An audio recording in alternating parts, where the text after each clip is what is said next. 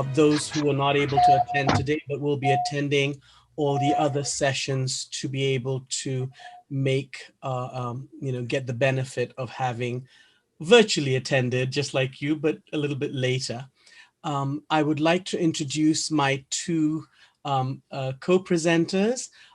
You will see Rabbi Mari Chernow right there, and a little bit about her. She joined the Temple High team in 2003 and was installed as the senior rabbi in 2009. Her rabbinic passions include the Jewish healing movement, the study of biblical literature, and the power of vibrant worship. Rabbi Chernow graduated from UC San Diego, as did my two girls, and was ordained from Los Angeles campus of the Hebrew Union College. She is a graduate of the Shalom Hartman Institute 3-year Rabbinic Leadership Initiative. She currently serves on the board of overseers of the Hebrew Union College in LA, the Reform Movement think tank, and the board of directors of Pardes Jewish Day School. Welcome, Rabbi Mari. And Adele Stiles Resmer is an evangelical Lutheran Church in America pastor who has served the church as a congregational pastor, a seminary professor, synod staff person, and consultant. She's a graduate of the Lutheran Theological Seminary at Philadelphia and holds a PhD in ethics from Emory University in Atlanta. Her commitments have been in the areas of fostering interfaith relationships and social justice issues. In particular, she has worked for LGBTQ+,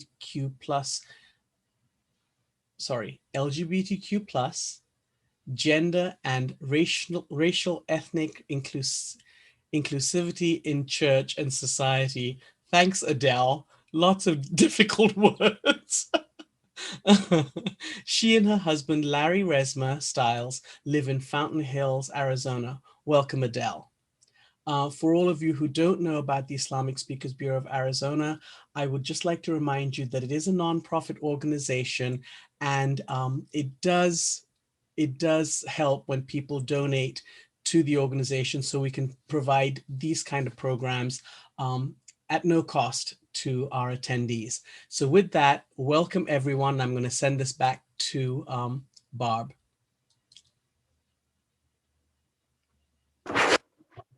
Oh, sorry, I'm sorry. I did that wrong. I was supposed to say that we will present in chronological order of the oldest religion to the newest religion every week that we do this. So I wasn't going to give this back to Barb. That was a big surprise. I apologize.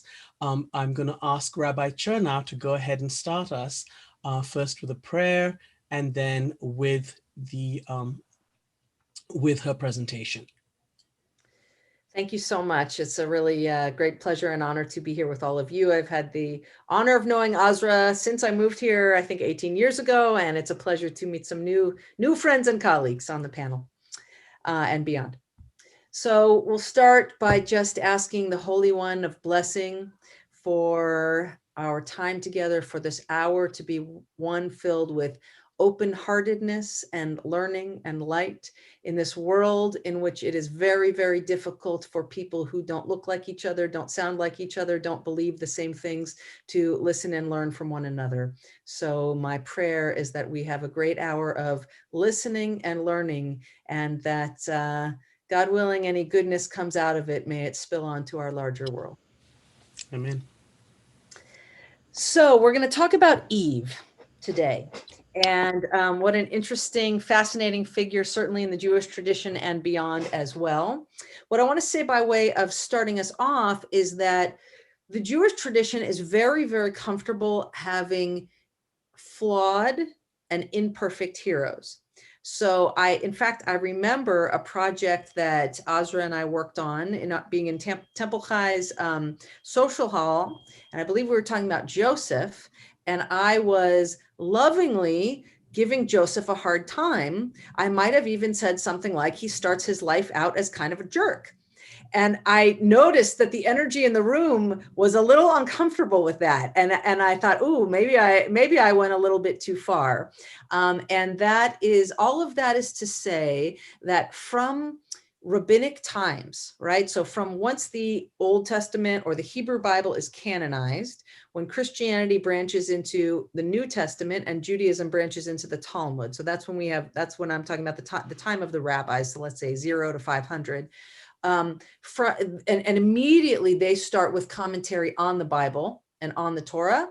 And they immediately are openly critical of our heroes. And it does not diminish an ounce their stature as our heroes, but the rabbis from the very beginning are comfortable saying this person was too aggressive and this person was not kind enough and this person, so on and so forth. And to make matters more complicated, our tradition, especially in the Talmud, is not univocal.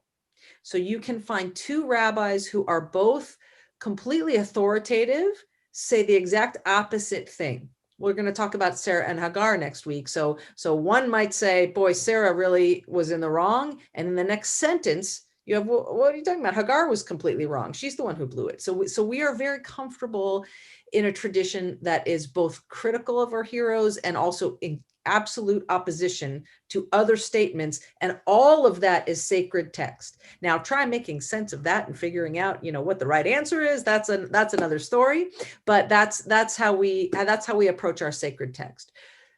So all of that is introduction to the fact that we really do not have in Judaism the concept of original sin.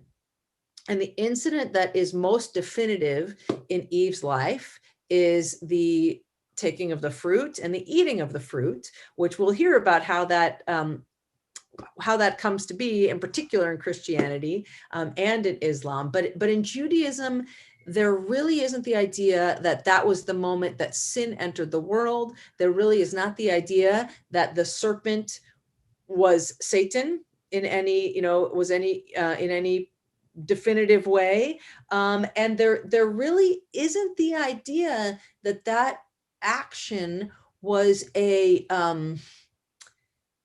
irrevocable mistake, that it's brought something dark and heavy into the world. In fact, it is that text, that Torah portion, is often pointed to as being the one that identifies free will and brings free will into the world. And in fact, Eve is often credited as being a free thinker. And yes, that means eventually going against exactly what God's instruction was, what God's commandment was, but that, she asserted her will and she made a decision. And while life inside the Garden of Eden may have been this idyllic, easy, abundant life, the life that we all know as human beings living in the world is a life of pain and a life of great joy, and a life in which our choices affect ourselves, our own lives, and the lives of others around us, and that human beings were given, or maybe took through Eve, the ability to have free will, and that decision to get out of the garden, which may have been wonderful. I mean, it must have been wonderful, but that's what brought us the real human condition, which is having to live with our mistakes and having to live with the things that we do for good and for evil, if you will. And by the way, speaking of that, in the Jewish tradition, there's no singular definition of what the tree of good and evil even means, the tree of knowledge of good and evil. There are a lot of theories about that. And although it is true that immediately after they eat, they have to or God sews them skins and they cover themselves, it's not at all obvious in the Jewish tradition that has anything to do with sexuality. That's one possible theory, but good and evil could mean all kinds of things, and there are all kinds of theories in the Jewish tradition. The other thing I want to bring up about Eve, and I'm just making sure. Okay, good. Sorry. The other thing I want to mention about Eve is that I'll be curious to hear how this is treated in the other traditions, but we're very clear in the Jewish tradition that there are actually two different creation stories. two accounts of creation. Yeah, I'm getting heads nodding, right? So in the first, this male, female, singular figure was created, and that's one whole and complete story. And then you look into the next chapter, and then we get the story that we all know from cartoons and everything else, which is the rib. And so that has created a lot of very interesting modern theories about humanity, about gender, about equality between genders, which I am thinking is something we're going to address at some point. And that coupling, the fact that there are those two particular stories, is also what led to the rabbinic imagination about the character Lilith. So I don't know if she appears in your traditions, but the idea that Adam had a first wife named Lilith, who in fact in the early years was characterized as evil, as a demon of sorts. And people, if you see sometimes in the Jewish world, in the very traditional Jewish world, people try red strings around their wrists or around their baby carriages, because the idea was that Lilith was coming to snatch up babies. But not only Eve, but also Lilith has been very much reclaimed as a feminist hero. And there are two ways I want to bring up in which that shows up. So one is, again, free will, a woman asserting, so this is a little bit more Eve, a woman asserting her power, asserting her own agency, is considered a hero. We're about to celebrate. We're not going to have time in this series to get to Esther, right? We're not doing Esther? No.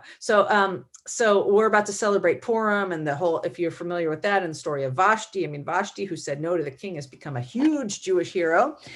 So Eve, who also decided to do what she wanted to do and try something out, has become a hero. But interestingly, so has Lilith. And that's got a little bit of a different tint to it, which is, it's a little, there's a feminist magazine called Lilith. Maybe some of you went to Lilith Fair back in the 90s or whenever that was. So sort of rock concert featuring women. That the thrust of that thinking, I'm going to say, has more to do with telling the untold stories. That has been a very important line of modern Jewish feminist thinking, which is who's telling the stories. And it's usually the victors, and it's usually the men, and it's usually the straight men, let's say. And that, so that there's been a proliferation of literature trying to tell the other side of the story.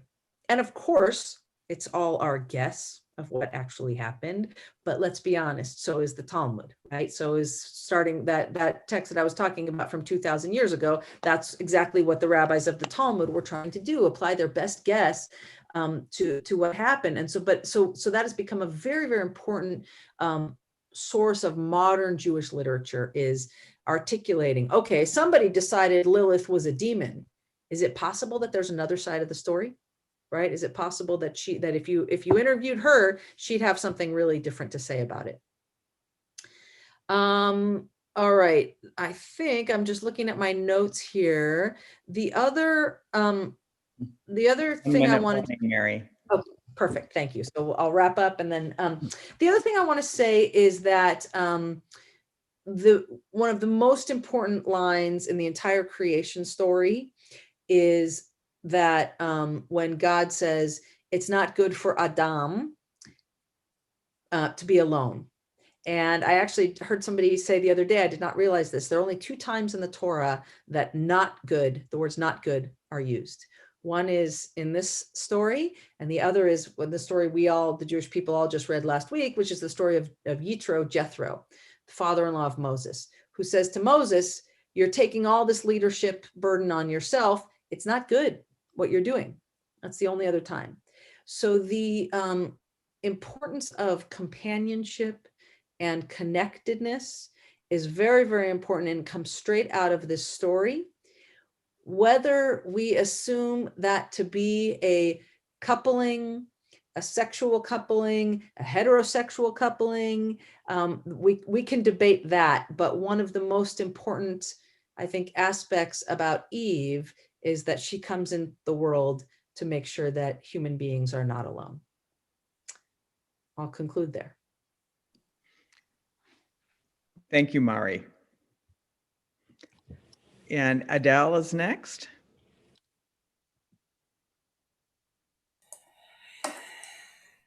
In comparison with Hebrew scripture, there are only two brief mentions of Eve in the New Testament. One is in 2 Corinthians, which was written by Paul. And even current scholars still agree that's a Pauline letter. And the emphasis on Eve there is saying to the Corinthians, if they fall away from their dedication or their faith and trust in Christ, they will be like Eve, who was tempted by the serpent. And we know that Paul's very concerned about what are those things that will keep your eyes and your life focused on Jesus, right? So that's there. It's just one brief verse, that's where it's mentioned. There's one other time, and that is in 1 Timothy, which back in the day, when they were deciding what was going to go in the New Testament and what not, they believed that First Timothy was also written by Paul, but subsequent scholars have said, yeah, you know what? The concerns of First Timothy are not necessarily the concerns of Paul. The vocabulary, the sentence structure, and so on don't fit with Paul. And so the belief is that actually First Timothy was written in the late part of the first century, the early years of the second century. And it follows sort of ethical guidelines for living. And so it says, so in this part of First Timothy, it really is saying, okay, here's what men are to do, and here's what women are to do. And in there, it basically says that Eve is the original transgressor, right? There's the one chunk here that this whole idea that for Adam was formed first, then Eve, right? And Adam was not deceived, but the woman was deceived and became a transgressor. And then goes on to say, however, she will be saved through child. Not descriptively. Oh, of course, women will give birth to children, but basically, women ought to give birth to children because that's the way they're going to be saved from the original sin of Eve, which was allowing herself to be deceived by the serpent.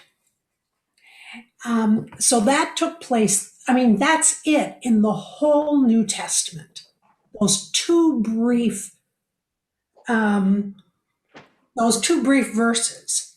So what happens though is, in comparison with that, I mean, Eve plays this sort of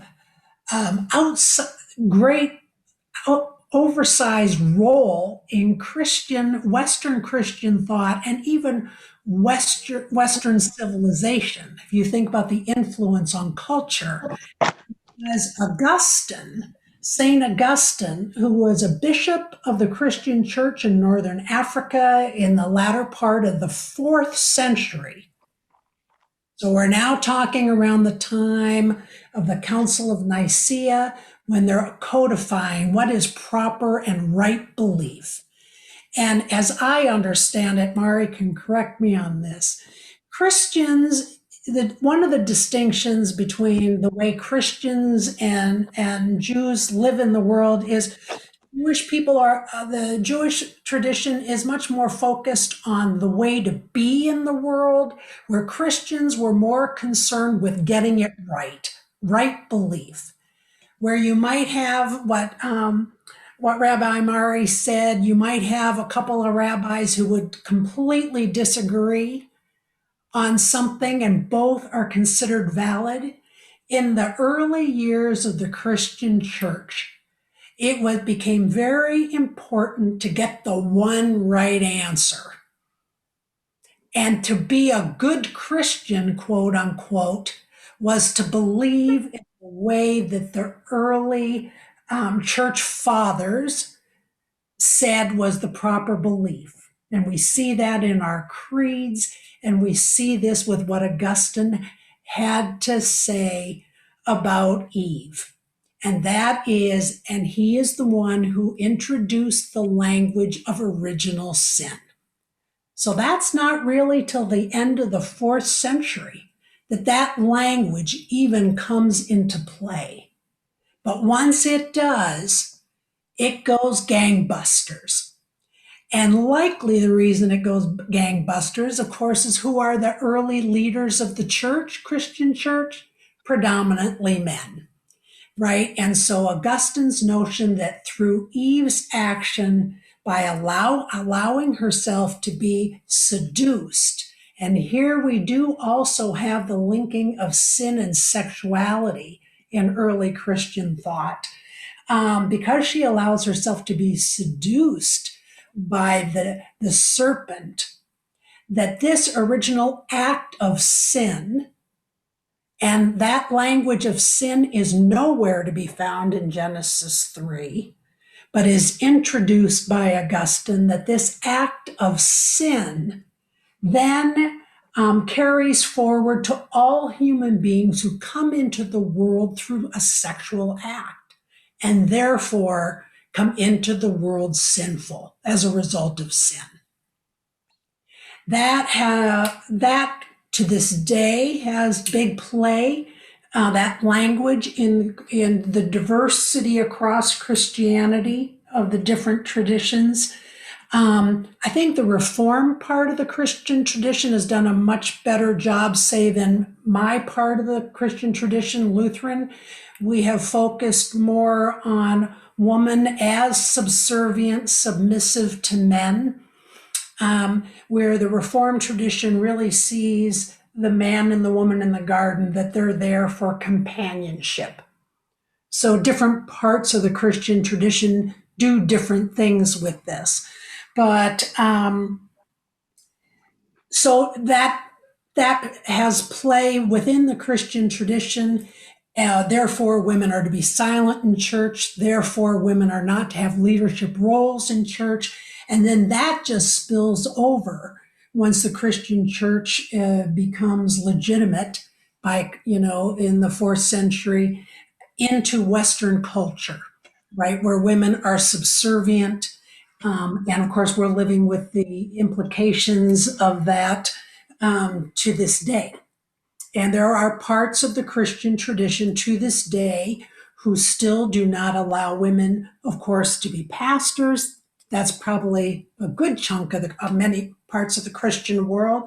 Women can't have leadership roles, let alone serve on boards or councils or vestries or whatever the language is for the oversight board. So what else might be helpful?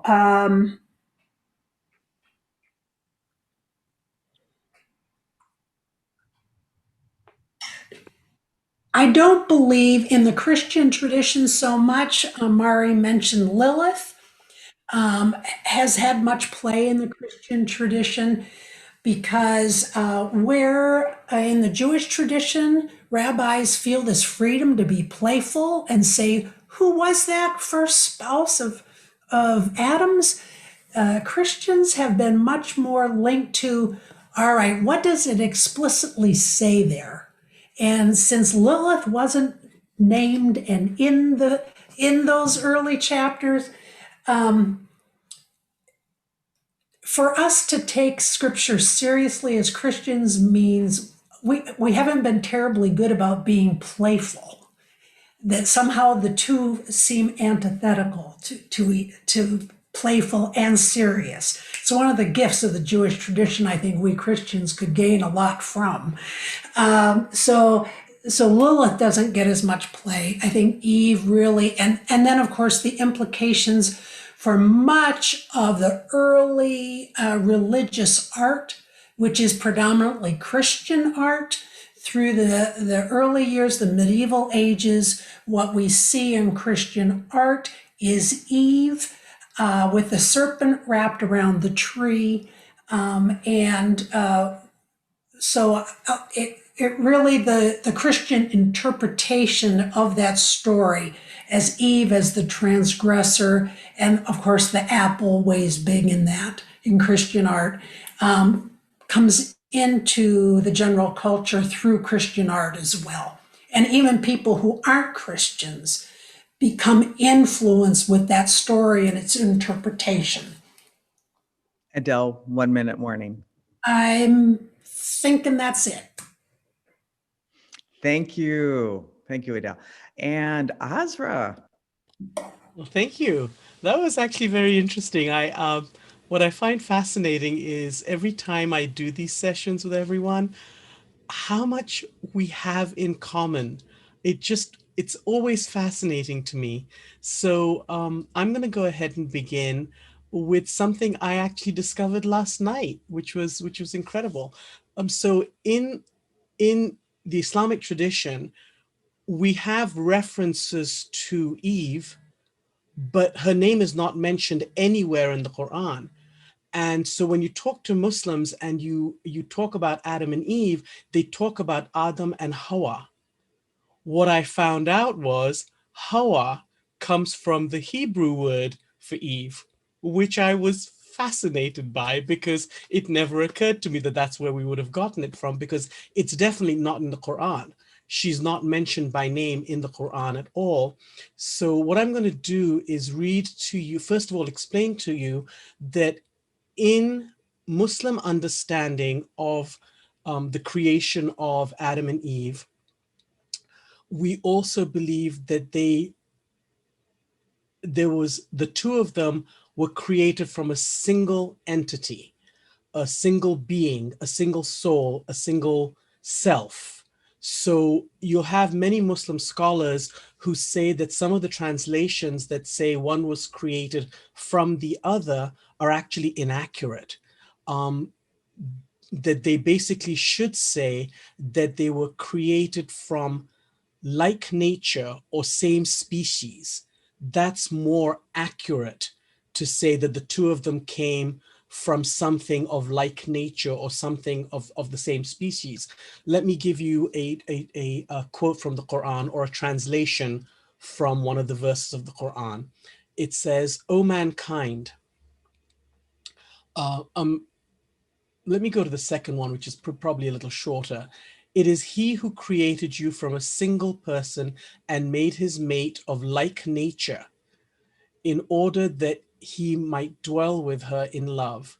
When they are united, she bears a light burden and carries it about unnoticed. When she grows heavy, and they both pray to God their Lord, saying, If thou givest us a goodly child, we vow we shall ever be grateful." Now, that was actually, let me go to the first one I was going to read anyway. "O mankind, reverence your guardian Lord, who created you from a single person, created of like nature his mate, and from them twain scattered like seeds countless men and women. Reverence God, through whom you demand your mutual rights, and reverence the wombs that bore you, for God ever watches over you." Now, as you can see here, there's never this idea that one came from the other. For Muslims, we believe that there was a single being, and these two humans came from that single, and it wasn't one before the other. They came at the same time. They were created at the same time. Now,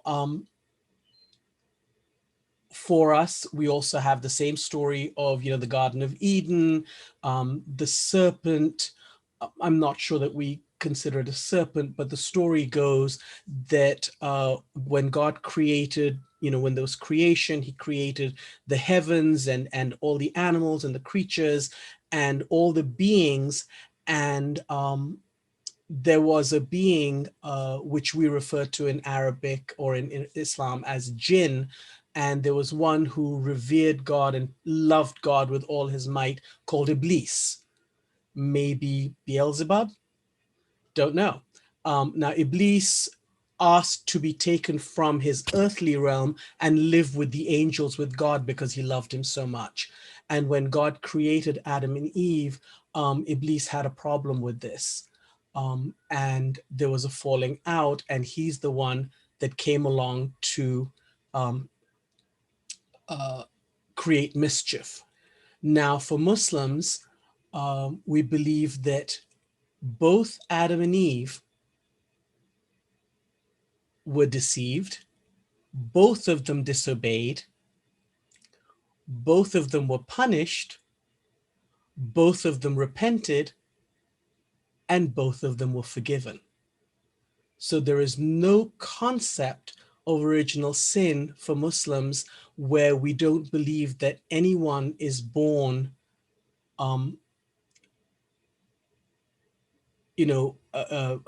so everyone is born innocent, everyone is born pure.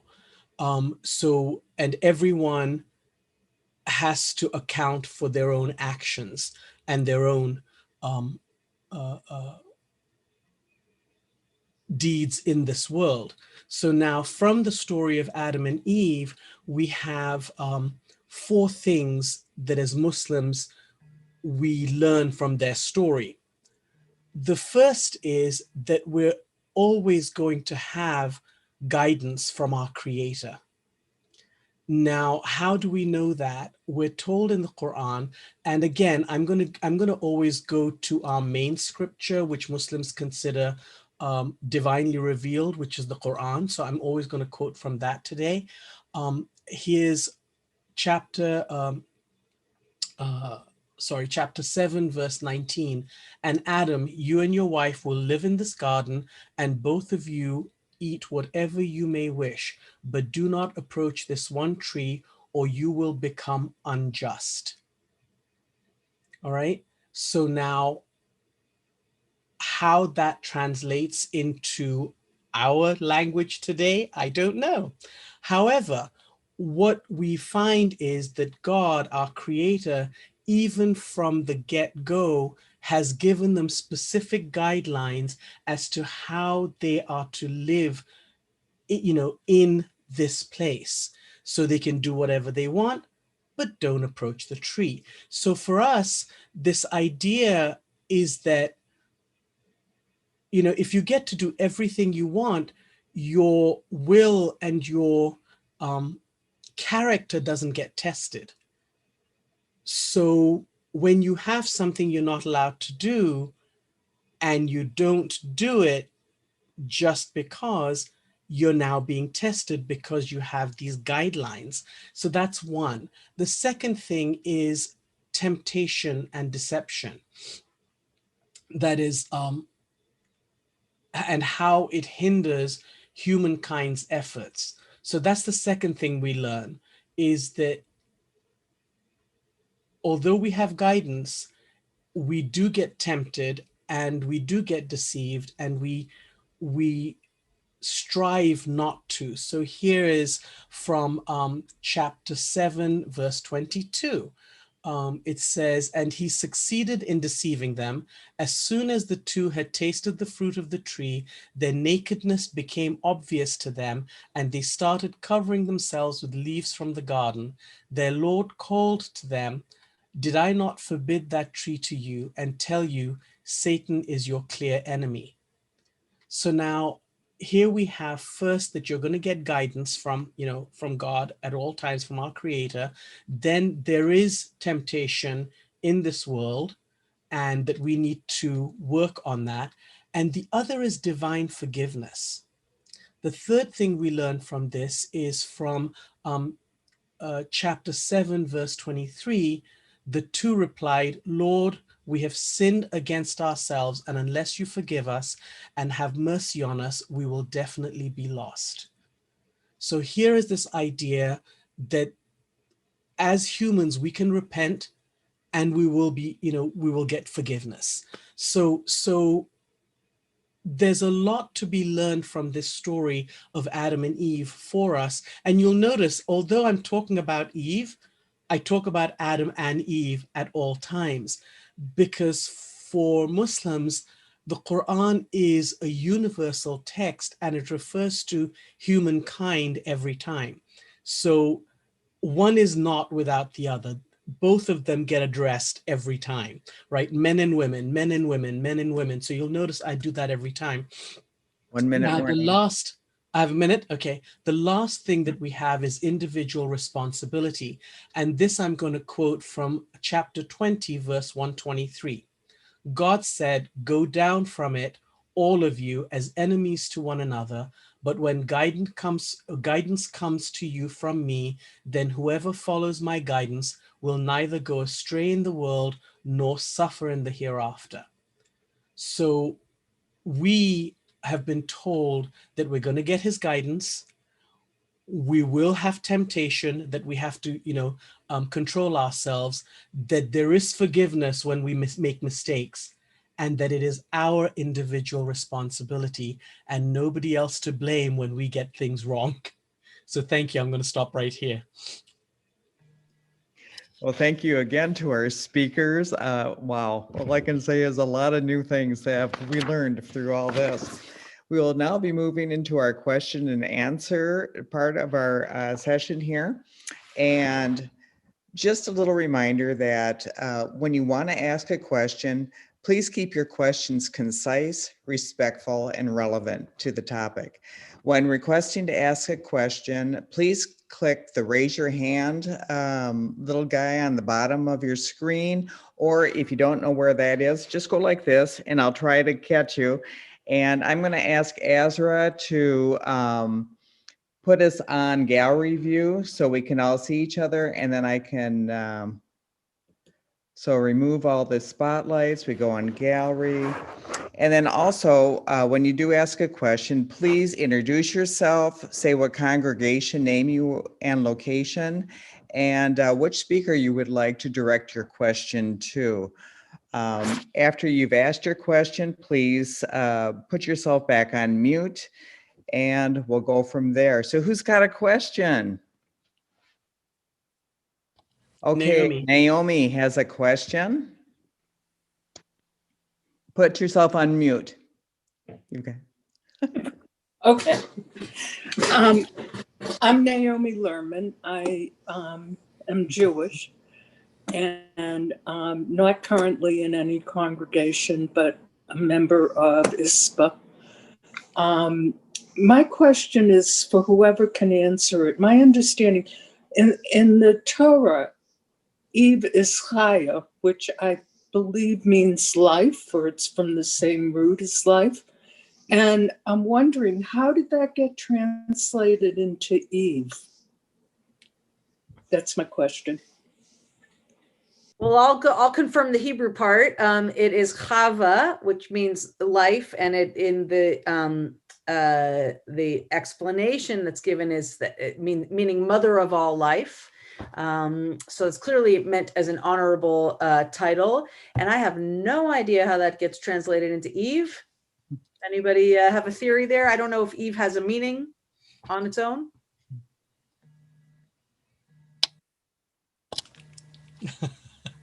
Sorry, Naomi.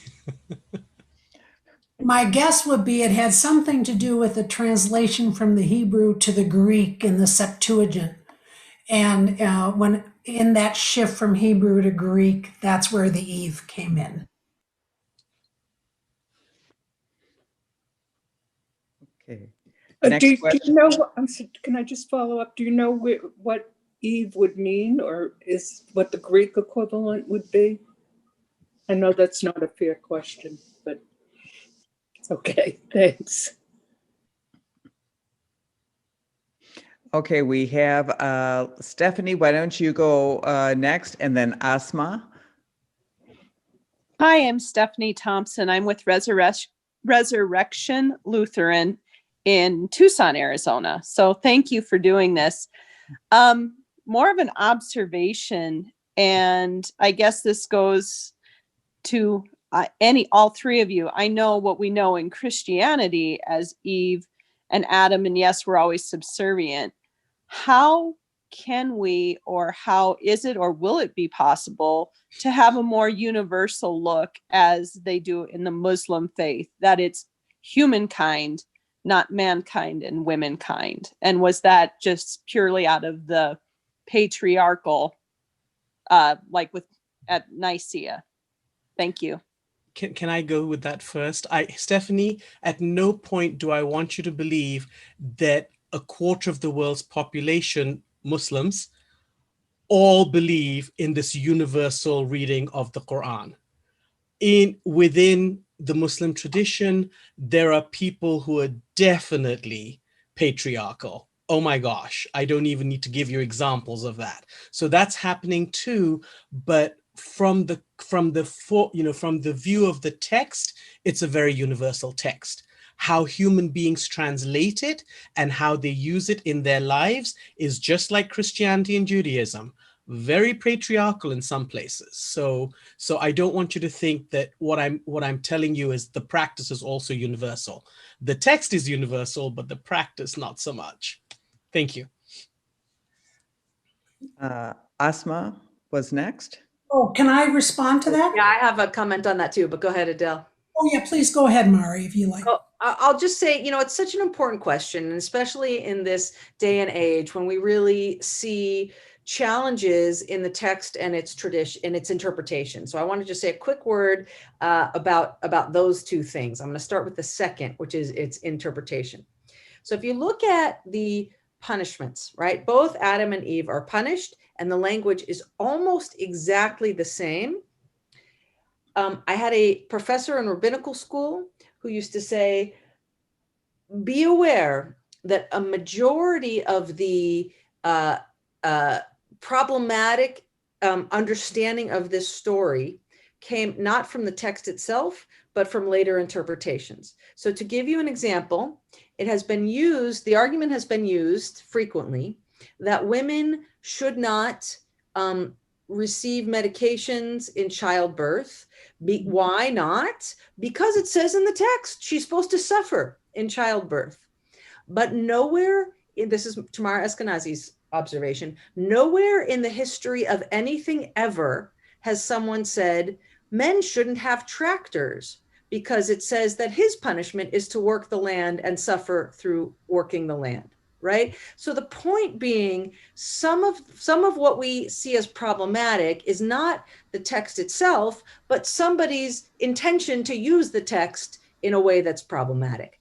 Having said that, I think there are some lines, including in the creation story, that are very, very tough to get around. So when God says your desire shall be toward your husband and you shall rule over him, and he shall rule over you, we can stretch it, and there are ways we can bend it and try to make it mean something else, but that's tough. That's a tough one to get around. And so in my tradition, which is a liberal version of Judaism, not only are we comfortable criticizing our heroes, but we are comfortable saying that's a line that's not okay.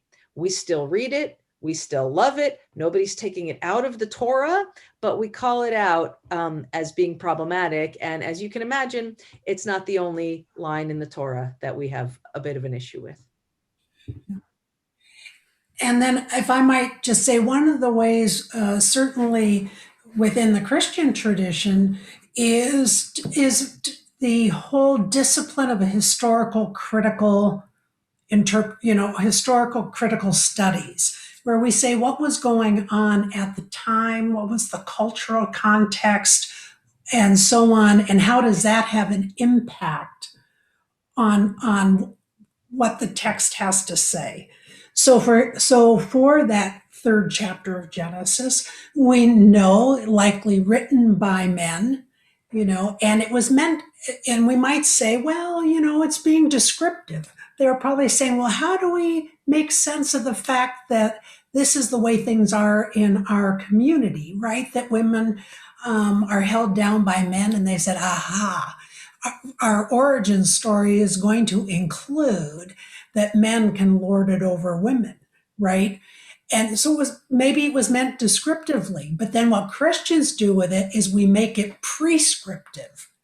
We don't just say, oh, well, this helps to describe what's going on. Then we say this is the way it should be.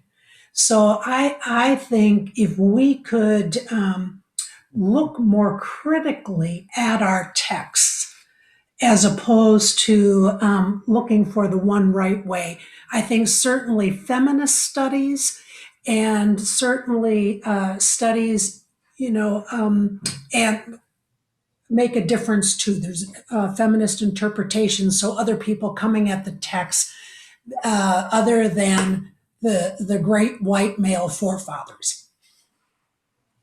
Thanks. Thank you so much. I'm sorry. Just thank you. I love this. Okay. Asma was next, and then I believe Carl, and then we'll go to Gail and Naomi. Okay, hello, this is Asma Nuruddin, and my one is more like a commentary.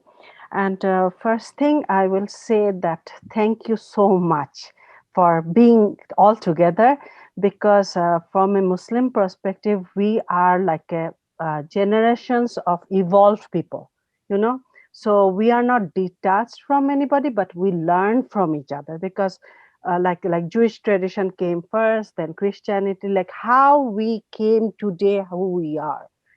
This is a so listening from the source, it's amazing. Our understanding of humanity broadens. So this is one thing, and the second thing I want to comment about Sister Azra's one, when she said like humanity was created at once.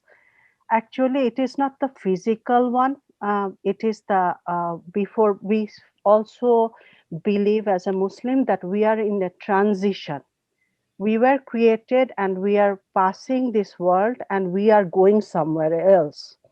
So it is a transition. So first thing happened, we were created in a spirit world, and that creation happened all together. All of us were created all together, but physical world, how the Adam and Eve are coming, or us, we are coming, everybody is coming in their own time in this world, so maybe Adam came first, then Eve came, then the children came, then Moses came, then like Jesus came, then we came, right? It is a transition, but actually in the spirit world, we were all created at once. There's no man or woman or you or me. Everybody, grandpa, grandchildren, everybody was created at once. Then when their time came, as a physical world, we were sent to this world to as a test. We believe it's at a hall, like an examination hall. We will give our test, and after the test is done, we will go to the next world, which is the hereafter, where the judgment day. We will get our report cards, and after that, we will go to the in the end, what is called the in the hellfire or heaven, wherever we're supposed to go. Asma, And yes. I hate to interrupt you, but we're running out of Yeah, time. yes. And the last one is a short comment about this topic. I am sending you in a chat a video. You can see it later. Inshallah. Thank you. Thank you, Asma. Yeah. Carl, next. Hi, I'm Carl Zimmerman. I'm a member of Peace Lutheran in Peoria. And my question is for Rabbi. Rabbi Chernow, I wondered what is, or is there a midrash that explains the separation of Adam and Lilith? Boy, that's a great, honestly, I'd have to look that up. But that is the presumption, is that there's at some point there's a separation. Although I don't know, and midrash is, there's a lot of midrash, so there are probably several explanations. I don't know if there's a single sort of authoritative idea on how they were separated, but I will try to get back to you next time with that one. Thank you. Naomi. Naomi, you have a question? No. Oh, okay. Maybe you were referring to another Naomi. Sorry. All right. Anyone else have a question? I do. Okay. I didn't see who said that, so please ask. Gail. Uh, Gail. Gail, yeah. So that passage in First Timothy, and then also there's in, I think, First Corinthians about women and roles in the church. It's caused such a conundrum, and actually, it's very divisive for those of us in Christian churches. So I'm really loving what Rabbi Mari had to say about that. And I don't want to open it up to arguments or anything, but Pastor Adele, can you speak to that, and maybe maybe we can mimic what Rabbi Mari had to say. That sounded so simple and so wise. I'm not sure what you're asking. So it's about the role of women in the church, and how I have to be silent. And obviously, you and many others on this call, and lots who are not, have broken that glass ceiling, so to speak, and have done it, I feel, very gracefully. And I used to think that women could not be rabbis. And is that true or not? Sorry to jump in there, but yeah, well, the first modern American woman, Sally Presand is her name. She's still living, became a rabbi in 1972. Okay. There are a few notable moments in history in Europe where somebody was given what's called smicha, which is ordained, but that was really very, very, very rare. And it wasn't an institutional degree. It was sort of like somebody in their study said, I'm now going to call you a rabbi, because that's how it happened anyway. With the men. It's teacher. But, yeah, exactly. But so for the past coming up on 50 years in the Reform movement, when women have been rabbis, and I would say in Reform, Conservative, Reconstructionist and Renewal Judaism, we are often over 50% of the classes now. And in Orthodoxy, Right. There is a interesting phenomenon that there are open Orthodox institutions ordaining women. They're calling them maharats. They have different names. They're not quite willing, for the most part, to call them rabbi, but it's a huge step in what I believe is the right direction. And I believe that Yes. women will eventually break through in Orthodoxy too, but there's a few barriers still up Right. there. And Thank you. around the same time, 1970, certainly when the predecessors of the ELCA agreed to ordain women, and how that went about, the move they had to be willing to make was to say, well, this part of scripture that we've always taken literally to mean women can't be in leadership, that was culturally shaped by a particular time. And now we know new things, and we're in a new age. We understand, and so we can allow women into leadership and not be bound by taking that literally. The people who were against that, and the parts of the Lutheran Church that don't recognize women's ordination, or the parts of the Christian Church, would say they still take those texts literally. No. Although it's all interpretation, yes, because what does it mean to take a text literally? You still have to bring your own interpretive lens. So the more liberalizing parts of our tradition said this is what it means to interpret it in light of today's knowledge and worldview. We have time for Good. one more question. And Stephanie, you have your hand raised. Yes, one more. Are there as many female leaderships in the Muslim faith? Are you seeing that more, or is it still strictly patriarchal imams? Just out of curiosity, since we were asking. Thank you. So when you ask about leadership, if you're talking about leading prayer, congregational prayer, it's going to be male. It's going to be men. Now, in terms of leadership in every other category within the mosque and outside the mosque, you will find women leaders from the time of Prophet Muhammad all the way till now. Depending on which country you're in, which culture you're in, which tribe you're in, where you are in the world, there'll be more of them or less of them, depending on what the local culture allows. However, in terms of prayer, congregational prayer leading, Like formal prayer. women pretty much are not going to be there. There are some around the world, one or two here and there, where women have taken the role of leading a prayer, with congregation, with men and women in the thing. They haven't continued doing it. It's not been received well. In fact, there's been death threats, et cetera, et cetera. You can see that, right? You can see that's going to happen.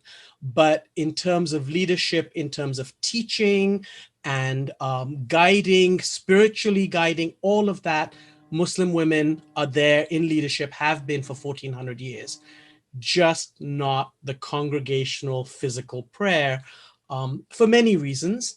But one of them would just be because of the physical nature of our prayer. If you look at the way Muslims pray 5 times a day, they stand, they bow, and they prostrate. Just the physical nature of that is, for want of a better word, inconvenient for a woman to be way ahead of everybody else to do that. In fact, when it's only a woman's group, even then the female leader, the female imam for a full woman's group does not stand ahead of everyone. She stands in the same line as the front line of people leading the prayer. Many times that could have just been for the sake of protection, for the sake of safety, but it's a function of the Muslim formal prayer is very physical. So yes, women leaders all over the world are Muslim women, but in terms of congregational prayer, yeah. May I add one very brief word, which is that I am pretty confident in saying that if you ask any Jew in Arizona, could we develop a relationship with the Muslim community? The answer will be, do you know Azra? So I think we have an extraordinary example of female Muslim leadership on this call. Okay. I just want to put out a shout out to our speakers and you as a group for joining us here today. What a stimulating and informative session. Next week, we'll be studying Hagar and Sarah. So until we gather again, salam, shalom, peace. And I'm going to ask Pastor Adele Resmer to close us out with prayer. And so our prayer at the end of this time together is that all that we have shared and heard from each other will strengthen us in our connection with that power, the divine power that is beyond, around, and under us, and that it will also embolden us in our relationships with each other, so that we might move toward peace and healing for the whole world. Amen. Thank you all very much. Thank you.